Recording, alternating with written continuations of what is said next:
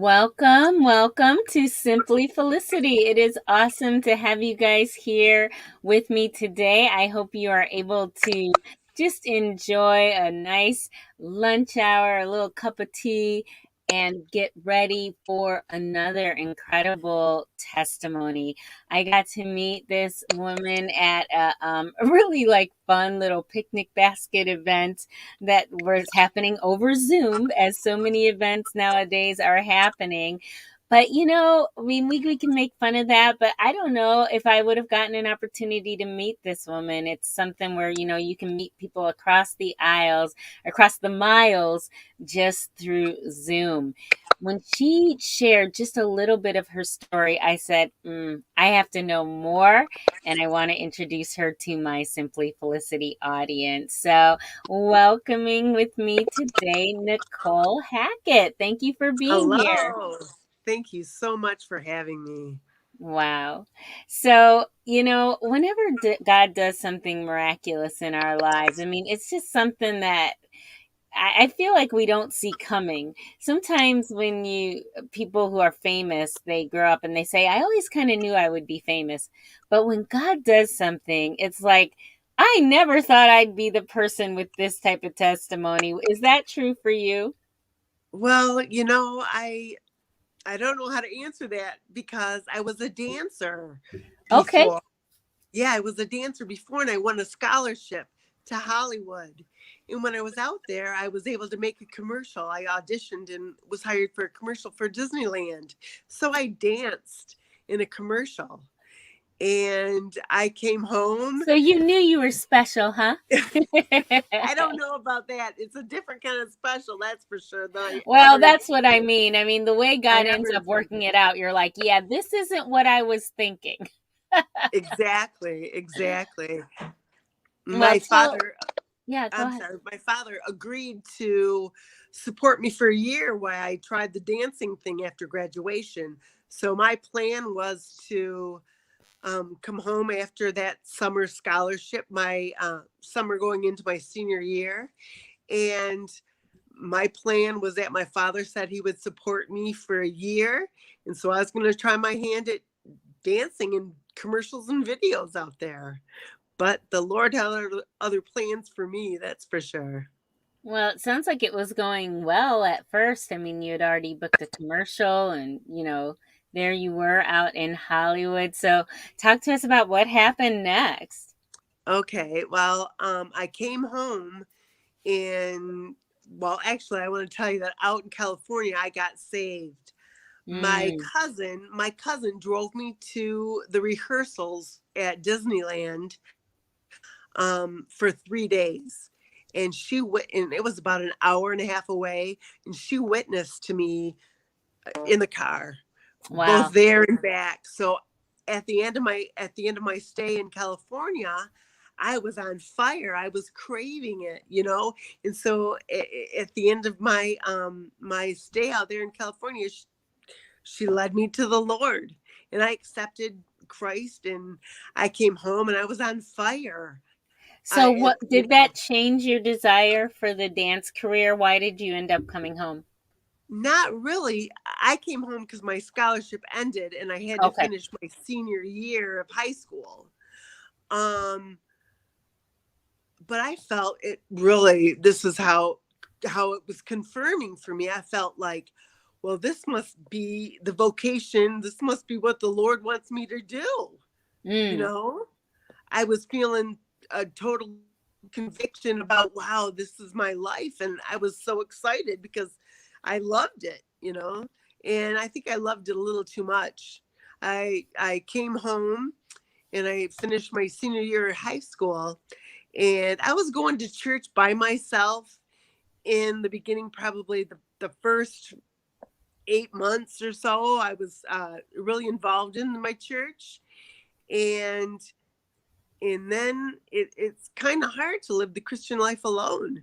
I mean, Mhm. and then I stopped going to church so regularly. I stopped going twice on Sundays, and then I slowly got caught up in the senior year and the senior year busyness, and 5 days before high school graduation, a former student of mine ran me off the road. I used to teach dancing, and he was a former student, and he made a careless mistake that most 16-year-olds probably make. But I happened to be there and experienced the effect of those mistakes. I Mm. was run off the road, and I hit a tree. And Mm. as I said, I was going about 45, 47 miles an hour, but that's a pretty fast pace when you hit a tree, because trees Absolutely. don't move. Trees don't move. You're right.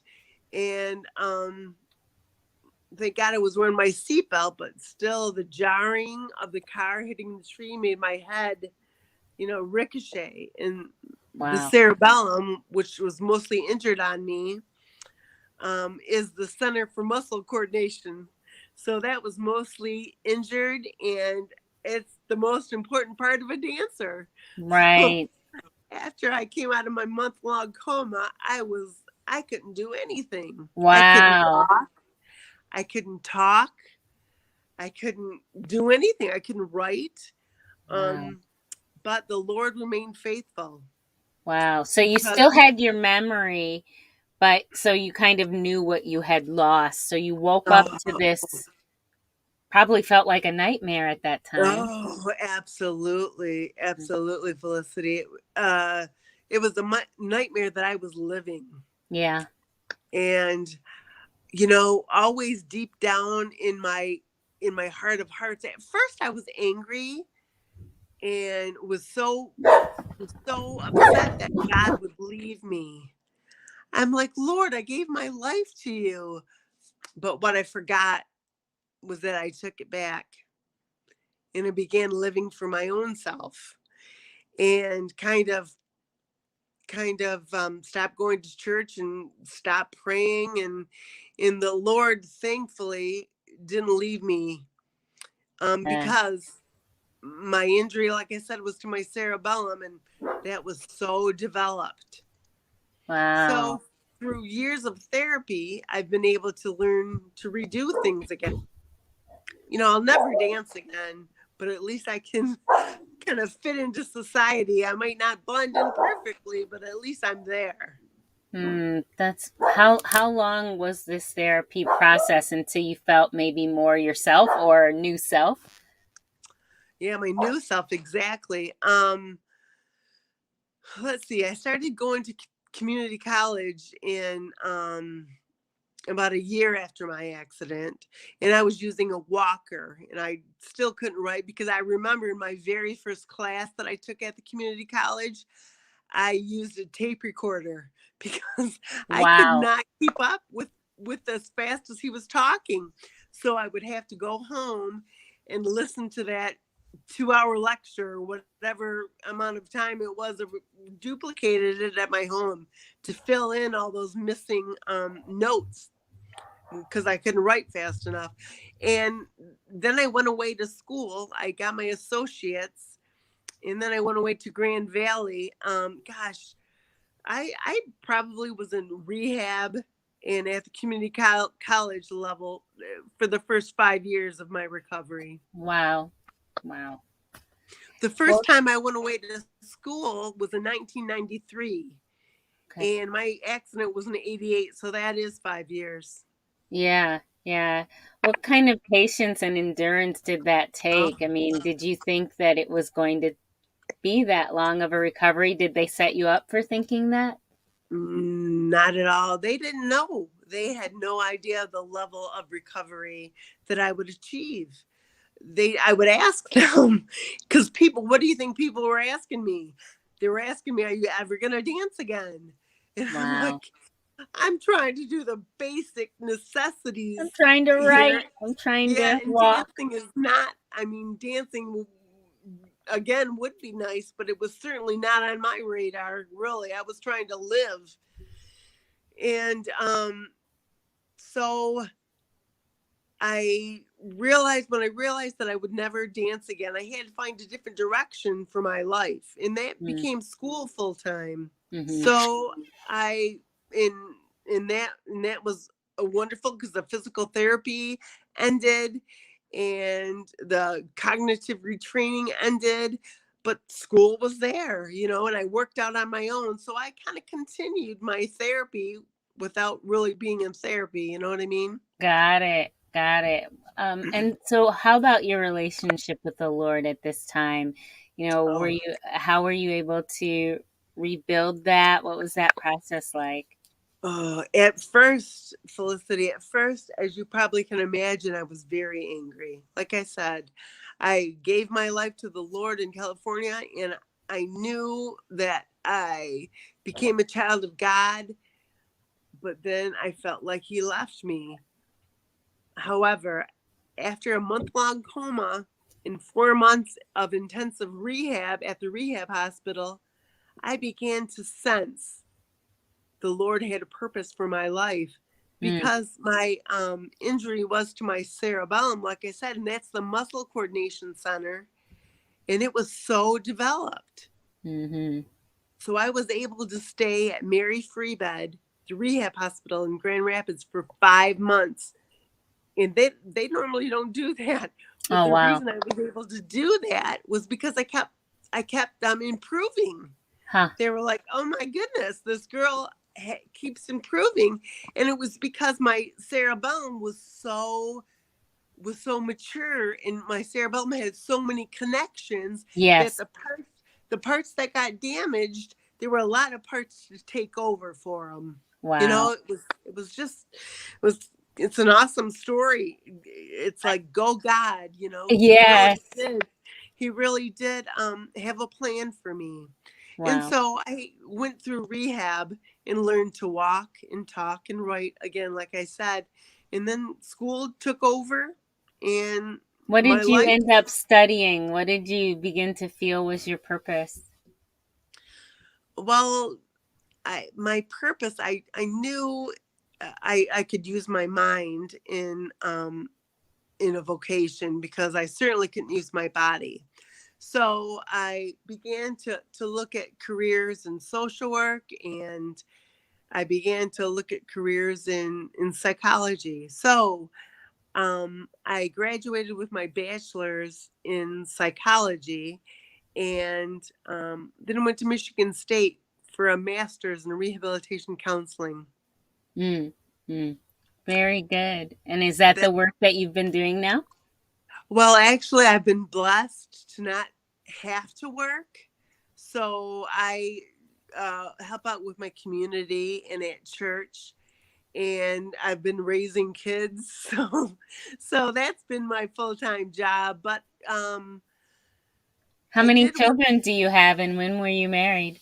No, I was married in '97, and I have two children. And so my full time job, I was working as a counselor at a place in Flint, Michigan, and I worked there for 5 years. And then we decided to start a family, and I just didn't want to pay people to raise my kids. So Mhm. I know some people have to do that, but I had an option, thank goodness. Mhm. So I stayed home and raised my kids. And like you said, now my kids are older. Um, and I just keep myself busy by doing things for church and doing things around the house. I find fulfillment in helping other people. And you've written your story now. You told me that there's some type of script out there. Is it a book or is it a script? Tell me about Well, that. initially, Felicity, it was a book. Okay. And then I got in contact with my cousin who read it, and she said, Nicole, she works in Hollywood. And she said, Nicole, this could be a script. Mm. This could be a movie. And I was like, do you think so? And she was really adamant about it. And so I bought a screenplay program for my Yeah. computer, and I just worked it through. So my book became a script. And that's where I am. I'm really would like to somehow submit it and have it be made into a production. Somebody would take it on, but we're still in the waiting stage. What do you feel like you learned through writing your story? Oh, it was so therapeutic. Thank you for asking. I mean, I was able to really get in tune with the effect on me. Mm. And therefore I could see the effect, and therefore I could control the response, I think. Hmm. Um because I mean, maybe some people might think, "Oh my gosh, my life is over. I can't do if I can't dance, I can't do anything," you know. Um and I went down that road for the first year, I would say.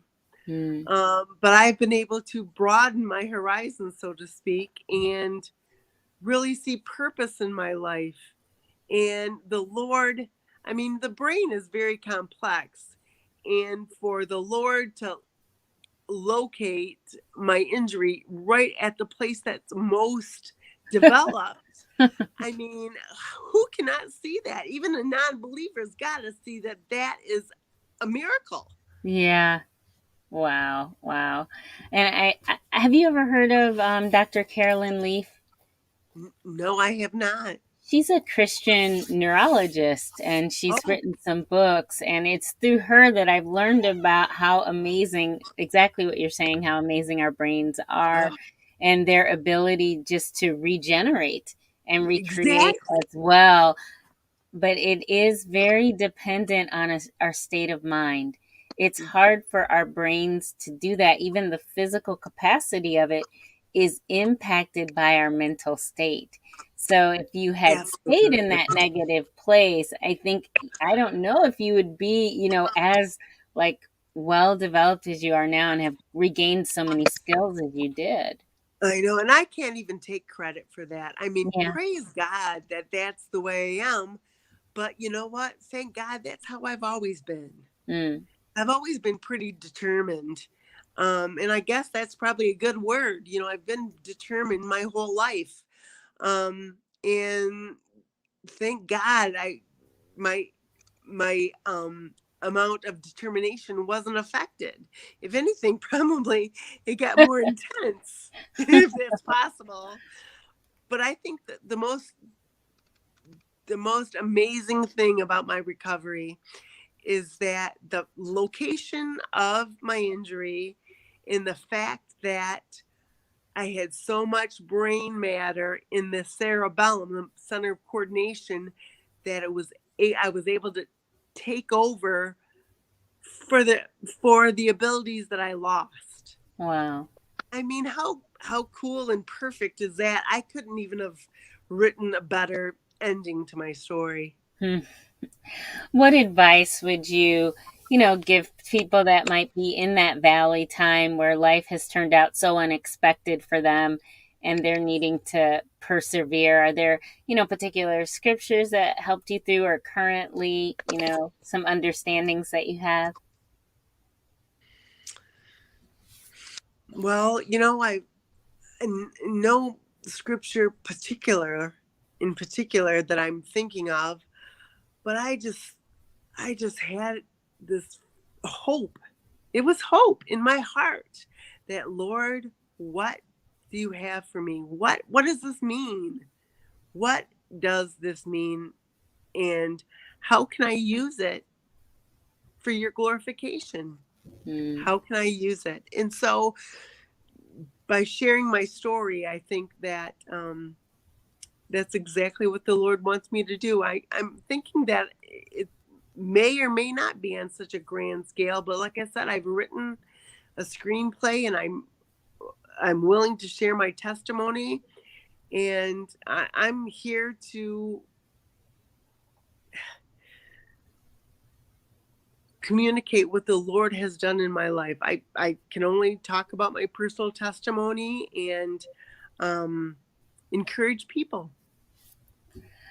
I know you're thankful that, oh, there I am. I know you're thankful that even through an unexpected injury, but that God was able to bring you back to Him. Oh, Um, and that it, is so true. That yeah, is so true. I was angry, but then I began to see when my physical therapist said, Nicole, it was your cerebellum, and it's got a lot of neurons that are unused. So we want to train them. I was like, Lord, you had purpose. Yeah, that's awesome. That is so, so exciting. Well, Thank thank you for you. letting me share. No, thank you so much, Nicole. Thank you just for sharing your story. Thank you for being willing to be an example of endurance, perseverance, determination, like you said, and just overcoming. All things are possible to them that believe. Yeah, So thank absolutely. you. Amen. You are a living witness, and sometimes we just need that. We just need to see an example of someone who is willing to overcome. So thank you for sharing that with us today. Thank you again. I appreciate you. Yeah, oh, thank you. I appreciate you. I look forward to coming to Michigan one day and meeting that whole contingency of phenomenal people that I've met out there. You guys have Wow. just provided such great testimonies for us over the past month. So, guys, thank you so much for joining me. I pray that you would share this out and just encourage someone. It might even reach someone in a hospital bed that needs to have that hope, that they have a hope in a future that God has for them, that it's not too late. You may have thought that your destiny was going to turn out one way, but God worked it out for good in Nicole's life, and we know He'll do it for you. So thank you, Nicole. Thanks again for being here. Thank you very, very much. I appreciate it. Bless you all. We'll see you soon.